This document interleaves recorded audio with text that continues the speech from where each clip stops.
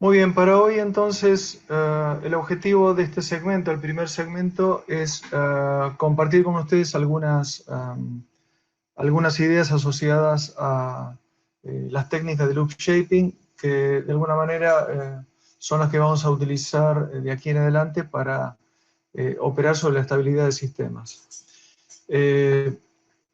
Normalmente nosotros trabajamos con diagramas de Bode y vamos a hacer uso extensivo fundamentalmente por la practicidad que tiene al momento de tomar decisiones sobre qué hacer. Creo que es un poco más sencillo de utilizar y de inferir qué acciones tomar para estabilizar un sistema o para definir un controlador.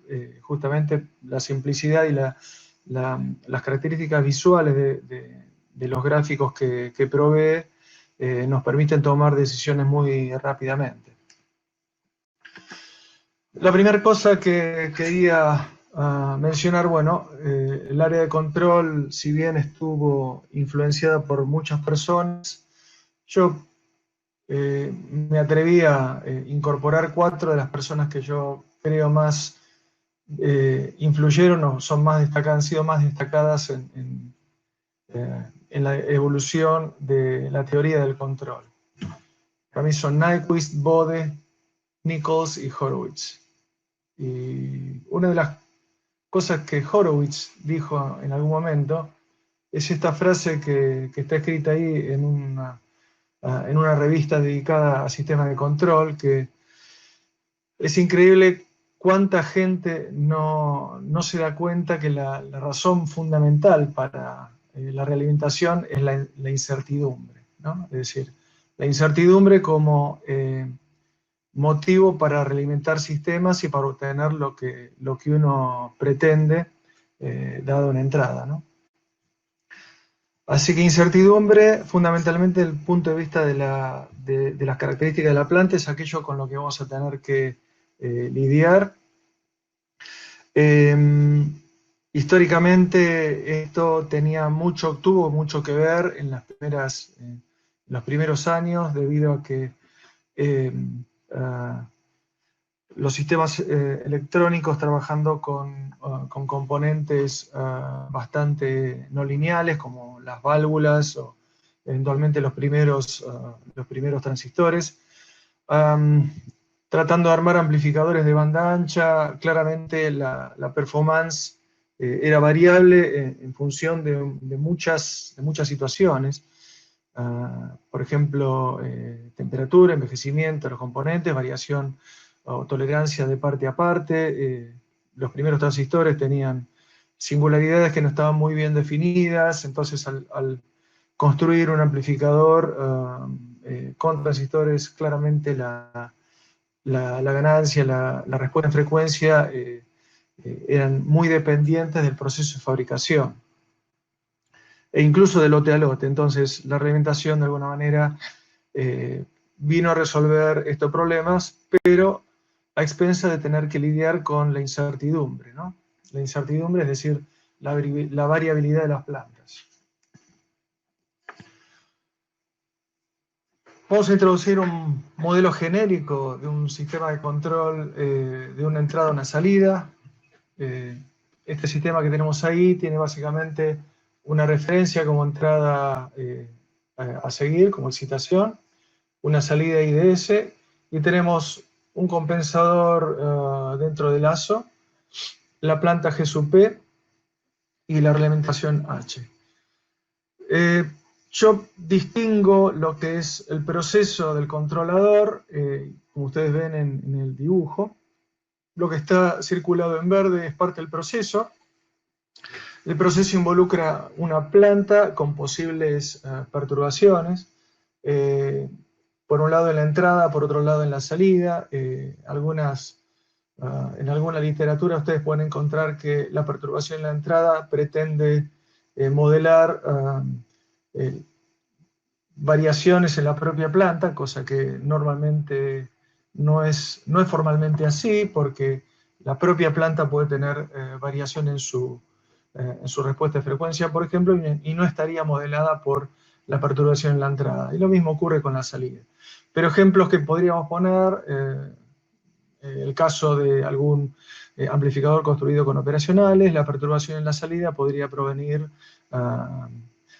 digamos, de la tensión de alimentación, ¿no? Algún ripple en la tensión de alimentación se traduce en una perturbación en la salida, a pesar de que el operacional pudiera estar en lazo cerrado, y esto es porque la planta tiene, en este caso el operacional, tiene un rechazo que además es variable con la frecuencia, por lo tanto distintas perturbaciones sufren distintas atenuaciones sobre la salida. Y podemos modelizar algunas de esas perturbaciones o algún espectro de esas perturbaciones como el D sub 0 DS que está en el dibujo. Respecto al controlador, tenemos un compensador G sub C DS que tiene por finalidad proveer performance al sistema dentro de lo que la planta pueda permitir, y el esfuerzo de control que queramos hacer sobre la planta también lo puedan permitir. Existe un error y una realimentación que toma una muestra de la variable de salida y finalmente realimenta a través del error. Bueno, ahora que estoy mirando el dibujo con un poco más de detalle, me doy cuenta que la realimentación tendría que estar tomada directamente de la salida. Creo que cuando agregué la perturbación en la salida me quedó mal tomada la línea. Eso lo voy a corregir y después se los vuelvo a enviar. El ruido de medición, que es parte de uno de los problemas con los que nosotros tenemos que perturbar, fíjense que en la posición en la que está en el lazo de control es indistinguible de la señal de comando. Esa es una característica con la cual el proceso tiene que lidiar.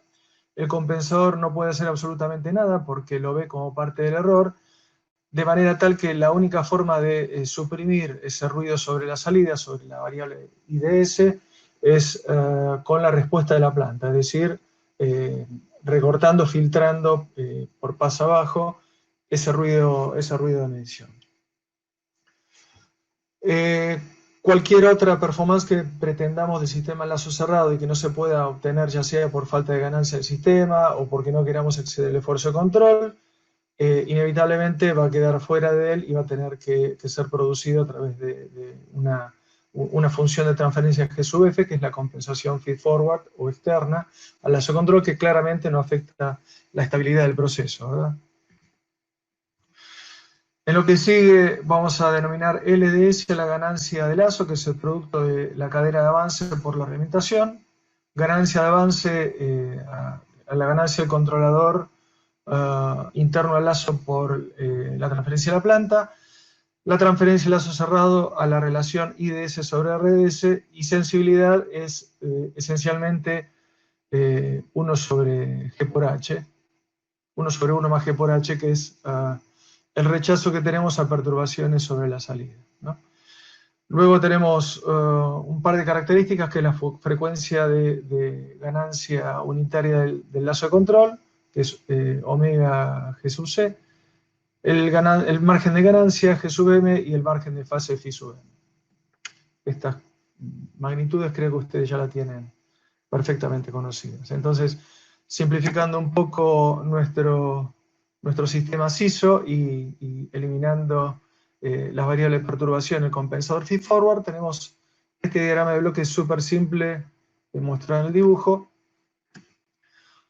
el cual va a dar origen a una función de transferencia de lazo LDS o LDJ omega en módulo, como la que tienen ustedes ahí. En ese dibujo está marcada la frecuencia de cruce por 0 dB, la frecuencia de ganancia unitaria, omega sub GC. A esa frecuencia nos interesa evaluar el margen de fase para definir condiciones de robustez.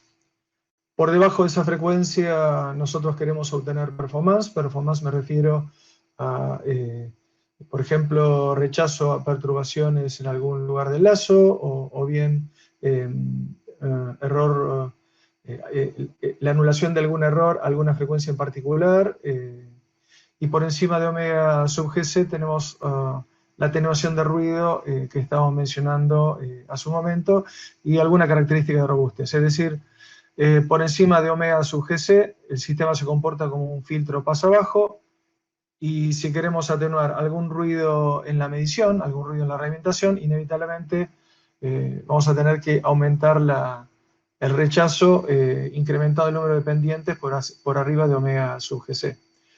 Claramente, al aumentar las pendientes en nuestro lazo de control para rechazar el ruido del sistema, el ruido en la medición, nos genera un compromiso adicional que está asociado con el margen de fase que nosotros vamos a obtener del sistema a esa frecuencia de ganancia unitaria del lazo.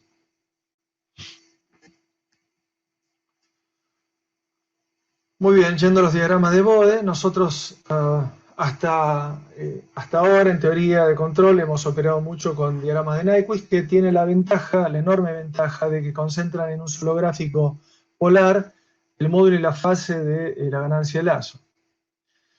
El gráfico de Bode requiere de dos gráficos cartesianos para representar módulo y fase. ¿Sí? Es decir, uno para el módulo y otro para la fase de L de J omega. Sin embargo, para aquellos sistemas que son de fase mínima y que no tienen retardo, el argumento, es decir, la fase de la ganancia de lazo, está unívocamente definida a la pendiente de la función L de J omega, del módulo J omega, ¿sí? Es decir, depende exclusivamente de la pendiente de la ganancia de lazo. Nuevamente, estamos hablando de sistemas de los cuales puedo decir que no tengo singularidades en el plano derecho y que además tampoco tienen retardos. Entonces, en esas condiciones, yo puedo afirmar que con solo mirar la característica de amplitud de la ganancia de lazo, unívocamente puedo saber qué es lo que pasa con la fase. Entonces, graficando genéricamente una función de transferencia de lazo como la que tienen ahí en el gráfico, tenemos la frecuencia omega sub GC, que es la frecuencia de ganancia unitaria. Por debajo de esa frecuencia, en la que la ganancia de lazo consideramos que es mucho mayor que la unidad, el sistema está regido por su realimentación, es decir, que la transferencia de lazo cerrado está definido por H, en tanto que por encima de la frecuencia de corte, omega sub GC, la ganancia de lazo G por H es mucho menor que la unidad, y por lo tanto la transferencia de lazo cerrado está limitada por la ganancia de lazo. Entonces, en función de lo que dijimos anteriormente, va a bastar solo mirar lo que ocurre una década por debajo y una década por arriba de omega sub GC en la curva de amplitud para definir lo que pasa con el margen de fase a la frecuencia de corte, la frecuencia omega sub GC. Este es un problema que esencialmente Bode resolvió en el año 45, más o menos, y encontró cuál era la función de peso de la fase en torno de la frecuencia omega sub GC para cualquier sistema, de cualquier orden. Y la conclusión fundamental de este integral es que el 92% del valor de la fase a la frecuencia de cruce por 0 dB está definido por la curva por lo que ocurre en la curva de la ganancia de lazo una década por debajo y una década por encima de omega sub GC. En otras palabras, solo con mirar la frecuencia de corte de mi sistema de la ganancia de lazo, abro una ventana una década por debajo de esa frecuencia, una década por arriba, y no necesito mirar lo que ocurre en otra banda de frecuencias, ¿no? Más adelante vamos a poner alguna excepción a esto que estamos diciendo. Acá estamos asumiendo que el sistema es LTI. El sistema es LTI, por lo tanto no importa en este caso la cantidad de polos al origen que yo tenga, ¿no? Cosa que en un sistema que no sea LTI, un sistema particularmente no lineal, ya esto deja de ser así, ¿no? Eso lo vamos a ver en algunas clases más. Pero en principio, asumiendo que tenemos un sistema que es LTI, con mirar lo que ocurre en un par de décadas en torno de la frecuencia de cruce por cero de la ganancia de lazo, es suficiente para saber qué es lo que pasa con la estabilidad del problema, con la estabilidad del sistema. Como corolario, una pregunta que se puede realizar uno es, bueno, ¿cuál es la máxima pendiente con la que podemos cruzar 0dB? Asumiendo que esa pendiente es constante en la banda, en las 2 décadas que estamos mencionando, es decir, a 0.1 MHz hasta 10 MHz. Y claramente, en este caso, estamos hablando de 2 pendientes. Un sistema de 40 que cae a 40 dB por década, esencialmente presentaría para nosotros una fase de 180 grados, con un error máximo del 8%, ¿no? Por esto que dice la función de peso, la integral de Bode. ¿De acuerdo? Así que lo máximo que nos podemos equivocar ahí es un 8% sobre los 180 grados.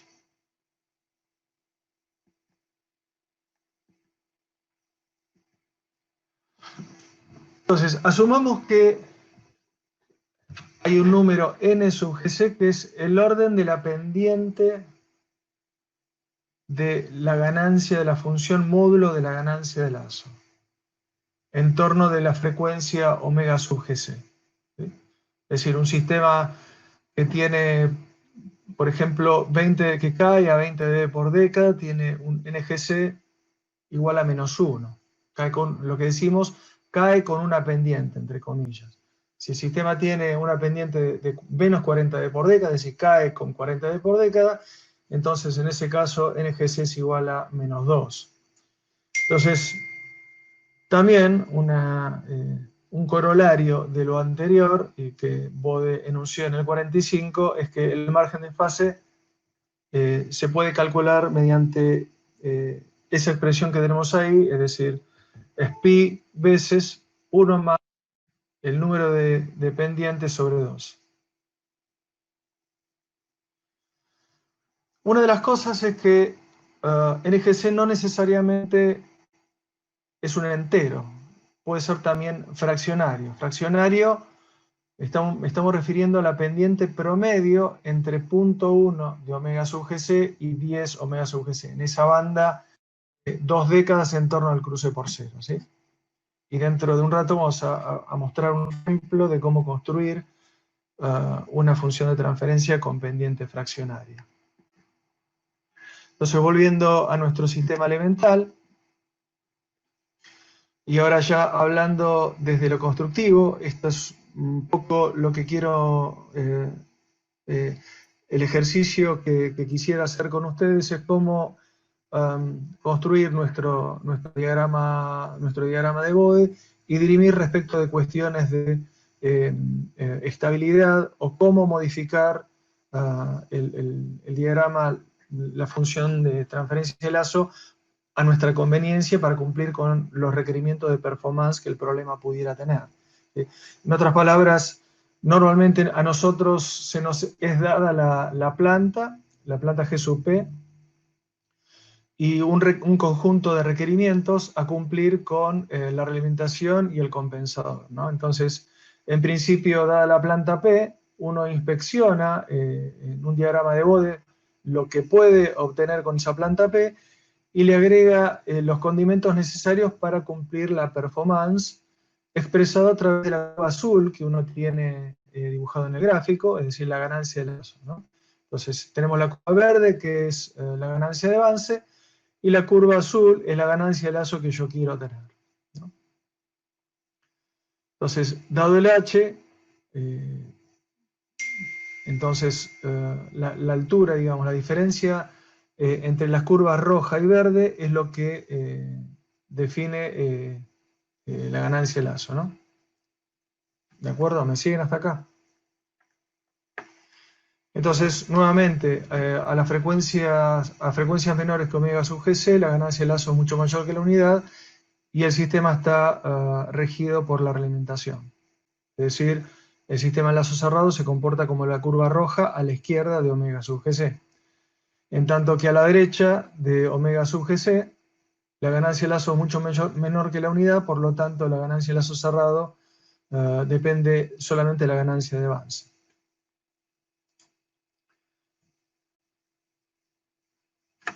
Entonces, para este caso en particular, si uno quisiera evaluar cuál es el margen de fase, nuevamente abro una ventana de inspección en torno de omega sub GC, una década por arriba y una década por debajo.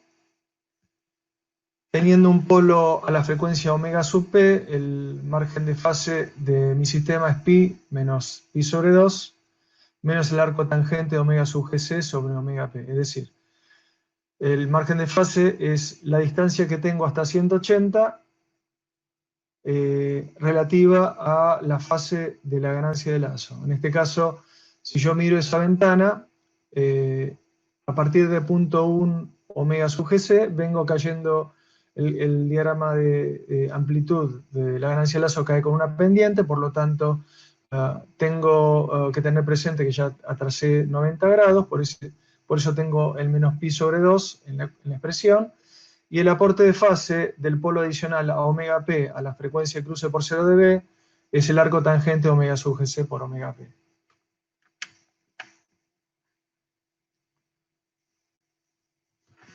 Entonces, corolario, si el sistema es LTI, solamente el rango una década por arriba, una década por debajo del cruce por 0 dB de la ganancia de lazo es lo que importa para definir el margen de fase de un sistema. Quizás estas cosas que estoy mencionando son relativamente triviales a lo que ustedes vienen operando desde teoría de control, pero el objetivo de estos slides simplemente es repasar un poco los criterios y ponernos de acuerdo con la metodología que vamos a utilizar en lo sucesivo para poder compensar sistemas, ¿no?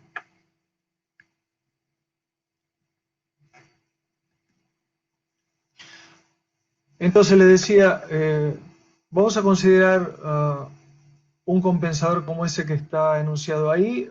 Ustedes ven G sub C de S tiene una ganancia de 20 dB y tiene una serie de polos y ceros que están alternados de a octavas. Fíjense que, por ejemplo, el primer polo está en S más 1 sobre 32 y el primer cero está en S más 1 sobre 16. Entonces, este sistema se comporta esencialmente como un sistema que tiene una ganancia de 10 por S a la menos 1.5, o sea, 10 sobre S a la 1.5, o sea, tengo una pendiente fraccional en menos 1.5, y por lo tanto, la rotación de fase alrededor de la frecuencia interés, en este caso, es de pi sobre 4. ¿Sí? Si yo grafico la función G sub C, fíjese entonces que en el intervalo de omega 0 en una década por debajo y una década por arriba, el sistema tiene una fase que es esencialmente plana, una rotación de fase de menos 45 grados, y sin embargo la amplitud varía sustancialmente en 20 dB, ¿no? En todo su intervalo. Entonces, independientemente de que tengamos una gran variación en la amplitud, el sistema es bastante insensible en fase en ese intervalo de frecuencias. Es una de las, si se quiere, una de las ventajas de poder operar con controladores fraccional, dependiente fraccional, en el intervalo que a nosotros nos interese, ¿no?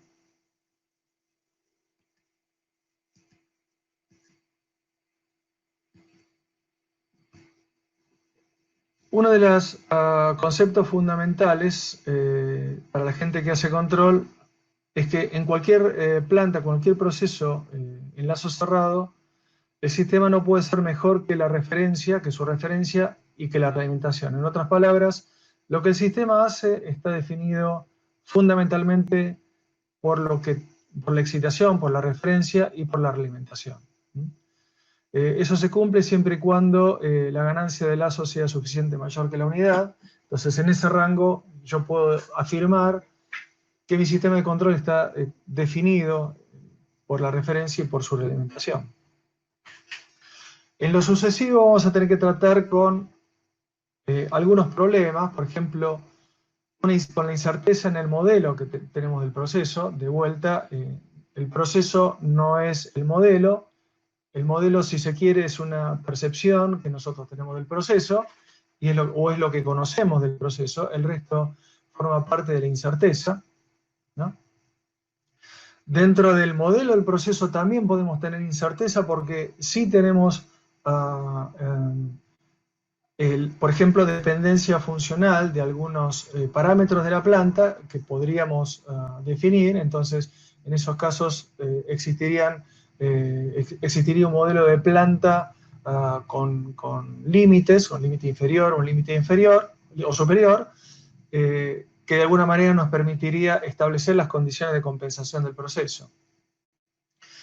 Sobre esa incerteza que nosotros podamos modelar, o que podamos incorporar al modelo, tenemos que establecer cuál de todos esos es el peor caso. Podría no haber un único peor caso. Podría haber un peor caso, por ejemplo, en el sentido del margen de fase, pero podría haber quizás, desde el punto de vista del rechazo de perturbación, otro peor caso que habría que considerar. Entonces, la definición de peor caso aquí es un poco débil, es un poco, si se quiere, cualitativa, y para cada una de las situaciones que nosotros tengamos que evaluar será necesario establecer qué significa peor caso en función de los requerimientos que tenga el sistema de control. Otra de las cuestiones con las que tendremos que lidiar es la atenuación de perturbaciones. Si las perturbaciones están dentro del lazo, bueno, tenemos la posibilidad de rechazarlas con la ganancia del lazo. Si las perturbaciones están fuera del lazo o de alguna manera están asociadas con la referencia o con la realimentación, bueno, evidentemente en esa situación el único recurso que nos queda es limitar el ancho de banda del proceso. Entonces, extender la dinámica y mejorar la dinámica y mejorar la velocidad del proceso deja de ser una opción porque ahora la limitante es el ruido en el error. Vamos a tener que establecer también un criterio de robustez, y robustez en este contexto significa cómo mantengo el margen de fase o los límites de margen de fase en torno del cruce por cero, a pesar de las incertezas o las variaciones en la función de transferencia del proceso. El proceso, en este caso la planta, puede tener picos de ganancia por fuera de la frecuencia de interés omega sub GC, que será necesario también atenuar, y eso va a establecer, por ejemplo, con cuántas pendientes tiene que caer la ganancia de lazo por encima de la frecuencia cruce por cero, y vamos a mostrar un ejemplo en algunos slides más adelante. El ruido de medición, que era lo que mencionaba hace un rato, y el ruido de tracking o el error, que esencialmente establece qué tengo que hacer con la ganancia de lazo para minimizar el error, ya sea alguna frecuencia en particular o en baja frecuencia. Por ejemplo, asumiendo que estamos hablando de sistemas reguladores, los sistemas reguladores operan con una entrada constante, una entrada en escalón. Entonces nos puede interesar cancelar el error del escalón, y eso nos forzaría a agregar un polo de origen al compensador. Es decir, nuestro sistema debería tener en consecuencia un polo de origen para que el error sea cero en estado estacionario para una entrada en escalón, ¿verdad? Si la entrada fuera de otro tipo, por ejemplo una rampa, y quisiéramos seguir la rampa con un error conocido, constante, bueno, justamente el ancho de banda estaría definido, el ancho de banda de lazo cerrado definiría qué también puedo seguir con error a una rampa, y si quisiera error 0 a la rampa, en ese caso necesitaría poner 2 polos al origen, ¿no? Similarmente, podría haber otras cuestiones de cancelación de error. Podría requerirse que mi sistema, además de tener error 0 al escalón, pudiera tener algún rechazo, alguna perturbación en particular. Entonces, vamos a poner un ejemplo de lo que estamos diciendo. Para una planta que tiene algo de incertidumbre en el modelo, y la planta que se me ocurrió introducir como ejemplo es un convertidor continua de tipo forward elemental. No presten atención por el momento a la topología del convertidor, pero sí quizás al modelo de la planta. Ese convertidor que ustedes tienen dibujado a la izquierda tiene un modelo aproximado, como el que está indicado ahí, es decir, la planta se podría caracterizar bastante bien mediante K1 dividido 1 más K2S más K3 por S cuadrado. Es decir, es un sistema, una planta, un proceso de segundo orden, ¿de acuerdo? El problema es que este convertidor tiene algunas fuentes de incertidumbre, como por ejemplo las condiciones de carga. Cuando uno diseña una fuente de alimentación no sabe con qué carga el usuario la va a operar, entonces establece un rango de valores posibles, por ejemplo, un valor mínimo de carga, de resistencia de carga, que representa la potencia máxima que el sistema puede transferir, y un valor máximo que representará las fugas de la fuente o la mínima carga, la misma corriente de carga que un usuario o que el propio proceso podría estar tomando desde la salida. Entonces, en este caso, cuando la resistencia de carga R varía, lo que ocurre es que en el modelo G sub PDS tenemos una variación en el parámetro K2, en la magnitud K2, que es el amortiguamiento del filtro de salida. Como ustedes ven ahí, L y C constituyen un sistema, un circuito resonante, un filtro de segundo orden que tiene un amortiguamiento. En este caso, la componente resistiva R es quien da el amortiguamiento al filtro LC. El valor del capacitor C podría estar cambiando con el tiempo y también con la temperatura, dependiendo de qué tipo de tecnología utilice yo para el capacitor.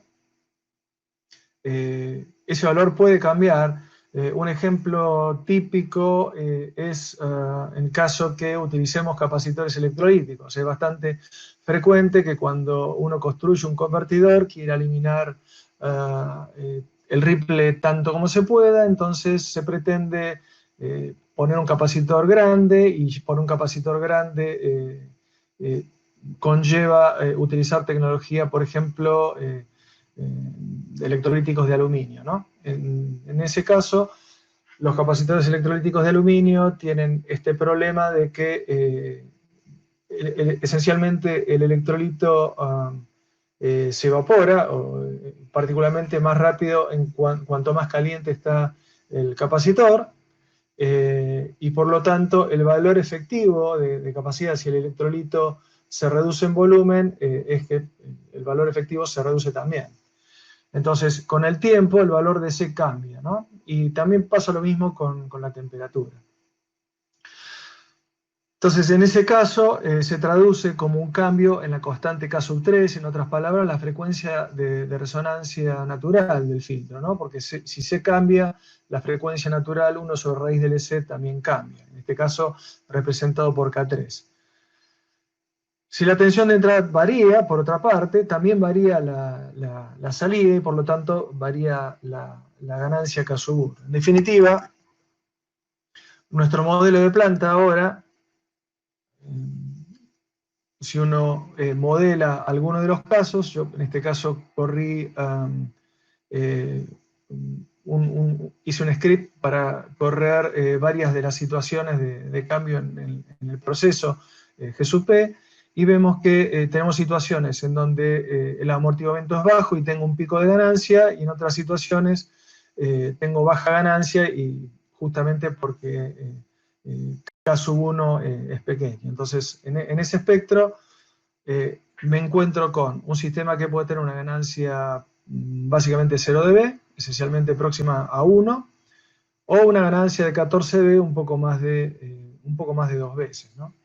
En tanto que el pico máximo de ganancia que yo puedo observar es de 21 dB, por lo menos para la situación de simulación de este problema, con algunas de las condiciones con las que lo simulé.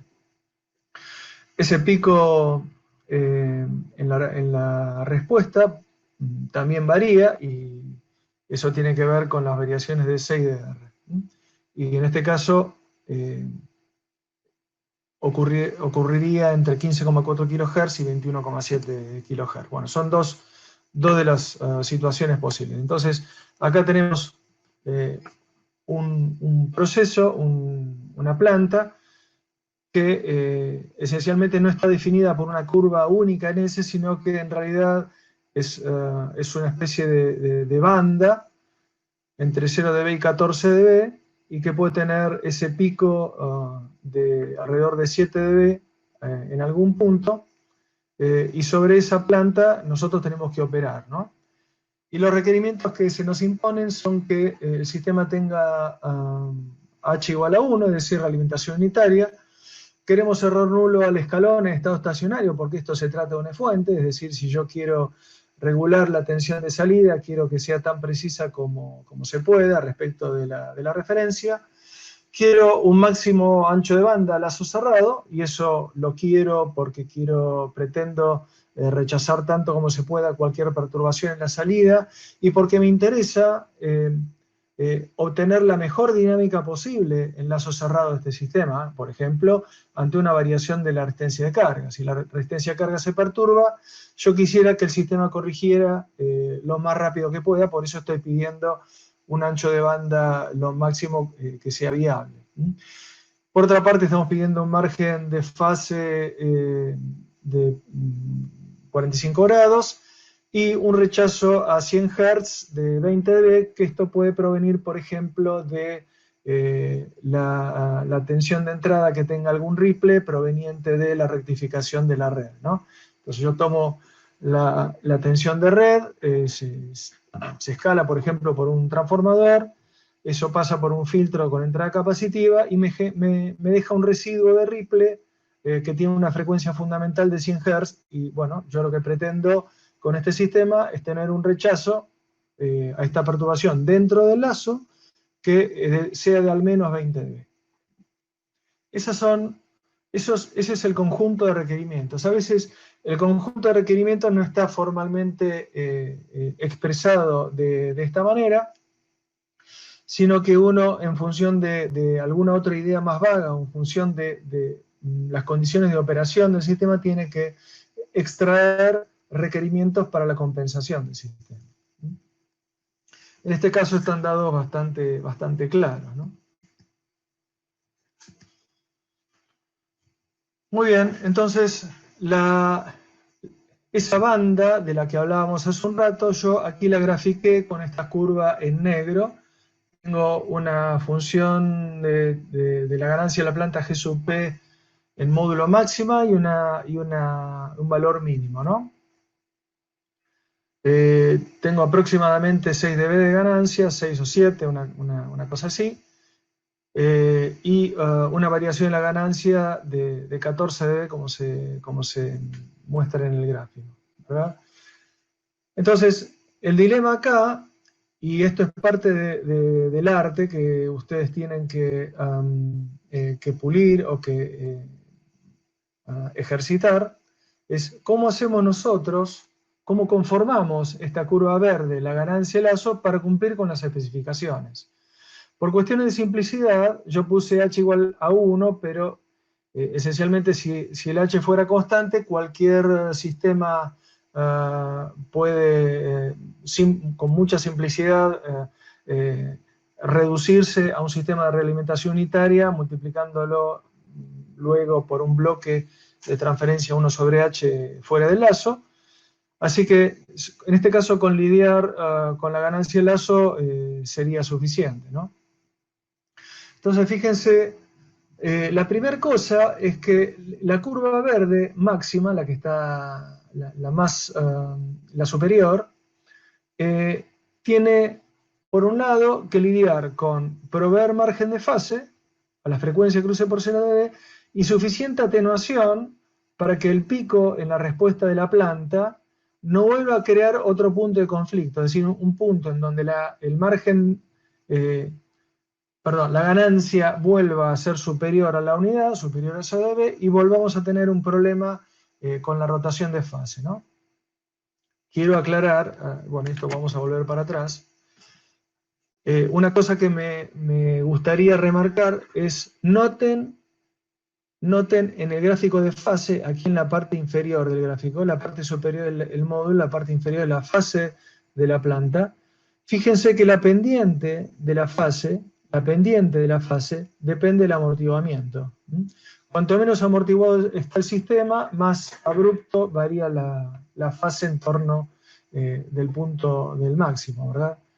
Entonces, eso es una cuestión importante a tener en cuenta cuando yo necesite luego trabajar con el modelo de la planta y ver qué tanto rota la fase. Es decir, esto que tenemos ahí claramente no es un sistema que tenga dos polos reales, claramente no cae con 90 grados por década, sino que cae mucho más rápido que eso. Cuanto menos amortiguamiento tenga, peor va a ser. Entonces, volviendo a nuestro sistema, la posición del cruce por cero, que ustedes la ven ubicada en 3.85 kHz, tiene dos misiones. La primera misión es, para el valor máximo de la planta, evitar que el pico me genere un nuevo punto de conflicto, y segundo, evitar proveer el margen de fase que yo necesito a la frecuencia de cruce por cero. El resto de la curva, ustedes van a notar que tiene otras singularidades. Las otras singularidades están agregadas porque había un requerimiento adicional, que era tener un polo de origen y además rechazo a la frecuencia de perturbación de 100 Hz. En otras palabras, esa situación yo la dibujé como esa especie de trapecio sombreado en celeste, ¿no? Indicando que la ganancia de lazo, cualquiera sea la planta, tiene que estar por encima de esa curva, por encima de esa región. Necesito que el vértice a 100 Hz y 20 dB esté por debajo de la mínima ganancia de lazo de mi sistema, y por otra parte, la otra cosa que estamos buscando es tener un polo en el origen para que el sistema tuviera error cero en estado estacionario al escalón, ¿no? Entonces, yo agregué esas dos singularidades adicionales, un polo omega P2 en 241 Hz y un 0 en omega Z1 que está en 481 Hz aproximadamente, para poder conseguir lo que necesitamos. Es decir, un solo controlador único tiene que lidiar con las dos situaciones, con los dos modelos de planta, con los dos extremos de modelo de planta. Por un caso, proveer el polo de origen, proveer la rotación de fase adecuada para garantizar el margen de fase y la frecuencia de cruce por cero. En este caso, atenuar el eventual pico de ganancia que podría tener. Ustedes ven ahí que estoy generando un margen de ganancia de aproximadamente 12 dB. Y para el caso de que la planta tenga la mínima ganancia, bueno, necesito tener suficiente rechazo, suficiente ganancia en la ganancia de lazo para poder cumplir con las expectativas. Entonces, en definitiva, omega P2 y omega Z1, la única función que tienen en este ejercicio de ejemplo, es poder esquivar, entre comillas, ¿sí?, la zona azul, es decir, poder garantizar que tengo el rechazo que el sistema me está pidiendo, ¿no?, que los requerimientos me están pidiendo. ¿De acuerdo? ¿Se entiende esto que estoy diciendo? Yo con una curva, por ejemplo, sin omega P2 y omega Z1, hubiera tenido lo que necesitaba cuando la planta tenía su máxima ganancia de 14 D. Pero sin embargo, cuando la ganancia de la planta era mínima, sigo teniendo error nulo de escalón, pero no cumplo con la condición de rechazo. ¿Mm? Una de las cosas que puede ocurrir cuando nosotros lidiamos con los límites de la función de transferencia de la planta es esto que se ve para el caso mínimo, es decir, yo los invito a mirar el nuevo cruce por cero cuando la planta tiene su mínimo valor. Fíjense que ahora, durante el intervalo de omega P2 omega Z1, el sistema viene cayendo con dos pendientes. Y antes de cruzar por 0 dB, aparece omega Z1 que corrige de alguna manera la fase. Si bien la distancia entre omega P2 y omega Z1 es relativamente pequeña, de tal manera que el retraso de fase producido por el segundo polo no es significativo, omega Z1 vuelve a corregir la fase y hacer que atravesemos con una sola pendiente los 0 dB.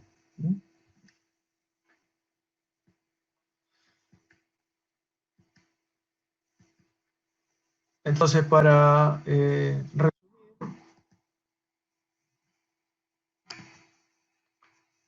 todas estas consideraciones que manifestaba verbalmente están escritas para que a ustedes les quede como resumen de lo que tienen que considerar al momento de definir la forma de la curva de la ganancia. Finalmente, Gustavo, sí. perdón, me apareció una pregunta en el chat, no, perdón que te interrumpa, pero No, Victoria me pregunta sí. que no le quedó claro lo del trapecio azul. Imagino que está hablando del área sombreada que Ok, tenés a la izquierda. muy bien. Victoria, ¿ves mi cursor? Asumo que sí. Bueno, fíjate que acá tenemos 100 Hz y el enunciado decía, está escrito más atrás, que teníamos que tener un rechazo de 20 dB. Tener un rechazo de 20 dB, o sea, este punto, básicamente todo lo que significa ese enunciado, si a 100 Hz tengo que rechazar 20 dB, significa que la ganancia de lazo tiene que estar por encima de 20 dB. Entonces, este es un punto por encima del cual, en todo momento, a esta frecuencia, tiene que estar la ganancia de lazo. Entonces, para el valor mínimo, para la condición mínima, yo lo cumplo, y para la condición máxima la cumplo de sobra. Pero el punto crítico, y que me forzó a poner estas dos singularidades, es decir, fíjate que yo venía con una pendiente, si yo hubiera seguido con una pendiente, estaba por debajo, entonces el rechazo, si yo prolongo esta curva, este segmento de recta, ¿sí? Me hubiera quedado una ganancia de lazo para el caso de la ganancia de la planta mínima que estaba por debajo de 20 dB y no llegaba a cumplir. Por esa razón tuve que agregar estas dos singularidades, es decir, levantar, entre comillas, yendo hacia abajo en frecuencia con un 0, ¿sí? Y volver a agregar un polo para no complicar la estabilidad del sistema, ¿de acuerdo? El trapecio azul cae con una pendiente justamente porque había pedido que el sistema tuviera ganancia infinita en continua, en otras palabras, rechazo, error nulo al escalón, y por eso lo continué con una pendiente de 20 dB por década. No sé si eso responde adecuadamente a lo que estás preguntando. Me pone que sí. Ok, bien. Entonces, nuestro compensador tiene, como decíamos, una característica integradora, un omega P1 sobre S, el 0 Z1, el polo en P2 y un polo en P3 que será necesario para atenuar este pico que teníamos aquí en la función de transferencia de la planta. Entonces, mi compensador en este caso es un compensador que tiene 3 polos y un 0. Y la ganancia, todo lo que tenemos que definir ahora es el valor de omega P1, es decir, las posiciones de las singularidades, omega P2, omega Z1 y omega P3, están definidas por la forma que yo tuve que darle a la ganancia del lazo, ¿no? Entonces ahora, teniendo la ganancia del lazo, lo que requiere el problema es definir en el controlador esta omega P1, pero esto es simplemente trabajar con el bode, ni más ni menos, y la función de transferencia de planta, ¿sí? O sea, recuerden que L, la ganancia de lazo, es GC por GP. ¿De acuerdo?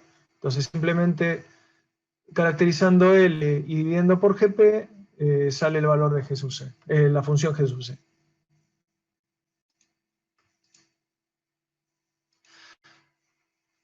Para unificar criterios, me pareció oportuno enunciar cómo es el comportamiento de un sistema elemental, un sistema de segundo orden. En este caso puse realimentación unitaria, no necesariamente, como dije anteriormente, tiene que tener realimentación unitaria, pero no simplifica las ideas o no simplifica los cálculos, ¿no? Entonces, pensemos en esta función de lazo, G por H, ¿no? Que vale K sobre S por 1 más S sobre P. Es decir, un polo de origen y un polo adicional a una frecuencia P, como está dibujado en el bode. Claramente, operando con bode, ustedes saben que la relación entre K y P es la altura, en este caso, mirando este triángulo que yo estoy marcando con el cursor aquí. Si miro este triángulo, la relación en un diagrama logarítmico, doble logarítmico, K sobre P me da esta altura, este cateto, K sobre P, es decir, la amplitud. No necesariamente P tiene que estar a la izquierda de K, pero bueno, este es un caso de ejemplo en donde me pareció oportuno mencionarlo para refrescarlo, ¿no? Si yo ahora evalúo la ganancia de lazo cerrado para esta L, me queda la ecuación típica de segundo orden. La transferencia de lazo cerrado es una ganancia unitaria, como ustedes ven acá, y que después va a tener una característica de segundo orden.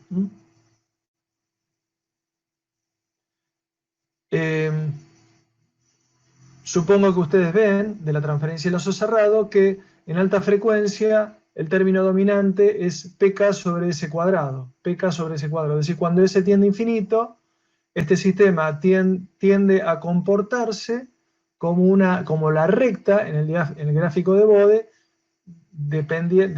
de valor, de características pk sobre s cuadrado. ¿Me explico? Es decir, una pendiente de segundo orden. Esa recta asíntota hacia la cual la transferencia de lazo cerrado tiende, pasa por 0b en raíz de p por k. Entonces, si yo ahora extraigo las raíces de este sistema a lazo cerrado, y esto lo estoy haciendo porque veo a lo largo de los cursos algunos errores de concepto de qué significa un sistema con amortiguamiento crítico o margen de fase 45 grados, me tomé el trabajo de ponerlo en esta transparencia para que ustedes vean dónde quedan los polos, ¿no? Esto es bastante simple. Entonces, si yo ahora analizo lo que pasa con el discriminante, tengo tres casos posibles, ¿no?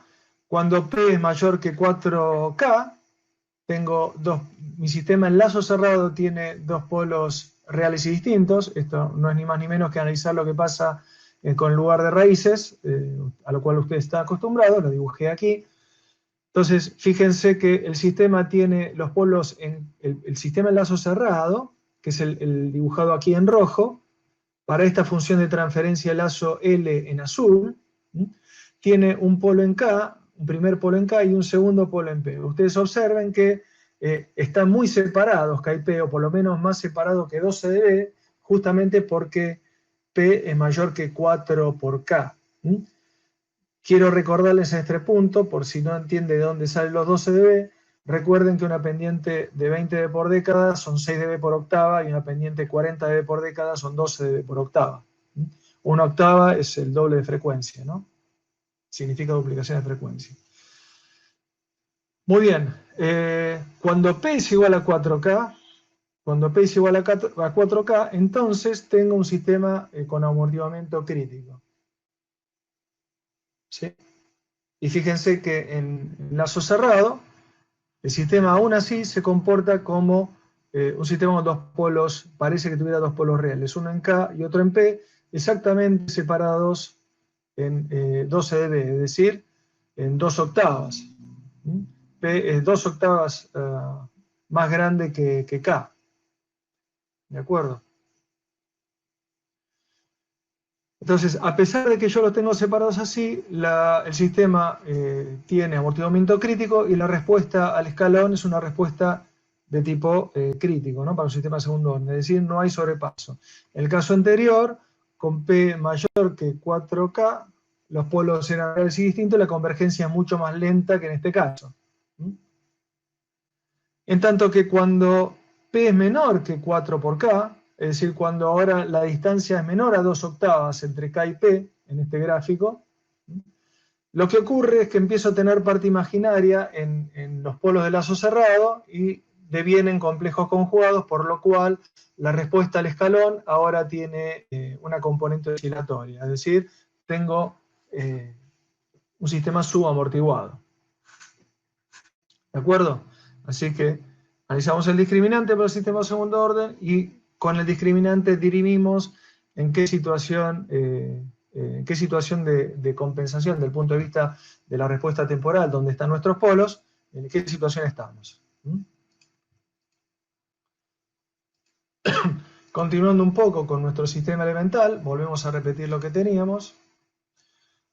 Quiero evaluar ahora el margen de fase para cualquier condición de operación. Entonces, primero lo que tengo que ver es por dónde cruza por cero L para evaluar el margen de fase para cualquier condición de este sistema, ¿no? Para cualquier ubicación de K y P. Básicamente, este sistema elemental solo tiene dos parámetros, K y P, la ganancia y el polo.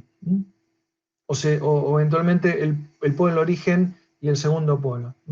Entonces, imaginemos que es de interés encontrar el margen de fase para cualquier condición. Entonces, la primera cosa que tengo que hacer es ver cómo encuentro este punto de cruce por cero con exactitud, no en forma asintótica. Recordemos que todos estos gráficos que tenemos aquí son asintóticos.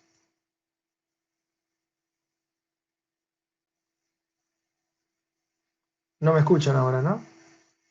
Se cortó justo un segundo. Acá tengo un mensaje tuyo. ¿Me siguen escuchando? Sí. Ahora sí, ahí te escucho. Ok.